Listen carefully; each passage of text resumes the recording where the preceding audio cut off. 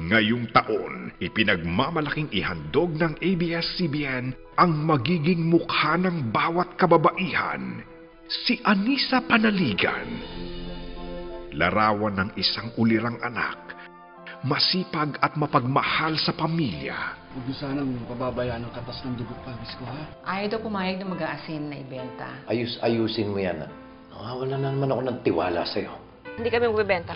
Halos trip pa ng laki ng lupa ang mabibili ninyo sa ino-offer ko. Nay!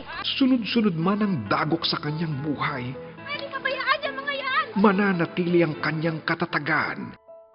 This is my proposal. Lilipat kayo para magamit namin ang lupa ninyo for 15,000 pesos a month. Kahit sinong babae, mahuhulog ang loob sa'yo. Puwera ko. I want to marry you right now. Ganun kita kamahal. Ang bilis sa mga pangyayari. Pero karon pala kapag tinamaan ka ng pag-ibig. Magugulo at mag-iiba ang takbo ng buhay mo. Ngunit paano kung ang pag-ibig na inakalang magbibigay ng kaligayahan Nasakay ka lang ni Eros para masunod ang pakay namin sa lupa ninyo.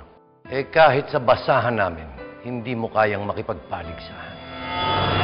ang siyang kailangan niyang takasan? You know, I think I'd be a better mom than you. Sa pagkakataong to, pag sinaktan mo ang anak ko, ako makakalaban mo. Yabang mo na, ha? Sino pang pinagmamalaki mo, ha?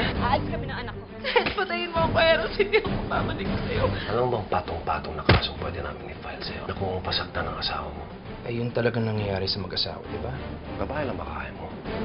Kasama ang pinakamahusay na aktor sa industriya.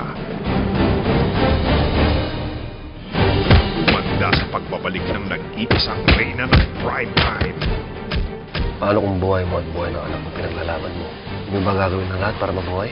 Miss Judy Ann Santos Kukunin ko si Emmanuel Cainiz. sa teleseryeng handang isugal ang lahat.